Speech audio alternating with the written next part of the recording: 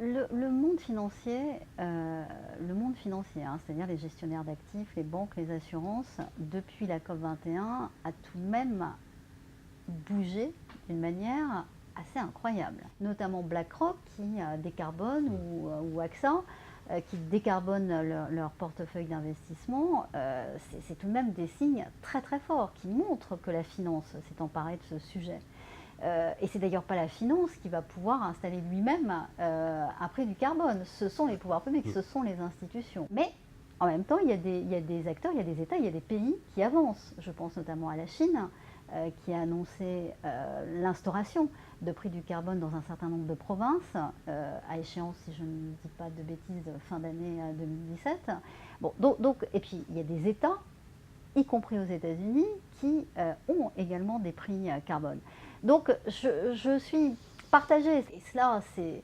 Moi, j'ai toujours l'habitude de dire qu'il faut toujours voir des choses positives à quelque chose, vous avez raison, très négatif, c'est-à-dire l'annonce de Trump. En même temps, ça fédère les énergies des collectivités locales et des États aux États-Unis. Le fait que les entreprises américaines se soient aussi vite et aussi nombreuses prononcées pour dire que non, elles avaient besoin de continuer comme ça, c'est aussi un signe, à mon sens, hein, qui permet de voir qu'il n'y aura pas de mouvement en arrière là-dessus. Il y a des choses qui vont être plus compliquées, mais on est dans une tendance qui, à mon avis, est absolument incontournable.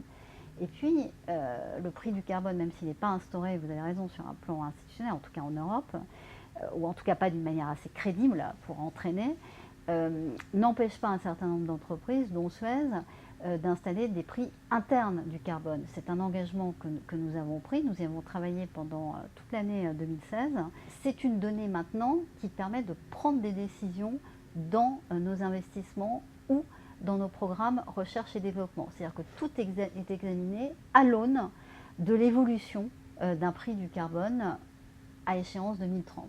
Donc, si on prend un cas concret, il y a une transaction entre deux de vos filiales, par exemple, entre la filiale La Maison Mère, ou alors vous rachetez un opérateur quelque part sur la planète.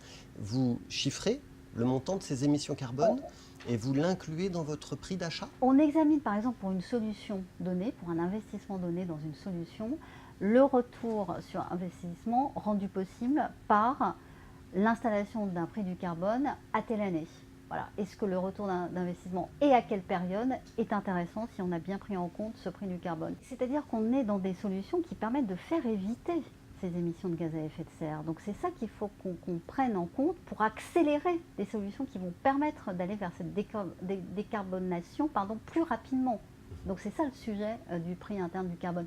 De la même façon que pour des programmes recherche et développement, on va les favoriser ceux qui mettent en avant cette dimension-là. Autrement, on peut très bien renoncer, même si je n'ai pas encore d'exemple là-dessus, mais dès que j'en aurai, je vous en donnerai, renoncer à des programmes de recherche ou d'innovation si jamais ils n'allaient pas dans le sens de ce bas carbone dans le temps.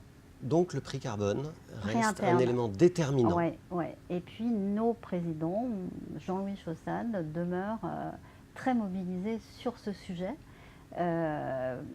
Parce que c'est toute la question des externalités négatives. C'est-à-dire si on ne donne pas un prix à ce qui pollue l'environnement, on aura effectivement du mal à rendre cette économie circulaire, à la déployer à plus grande échelle.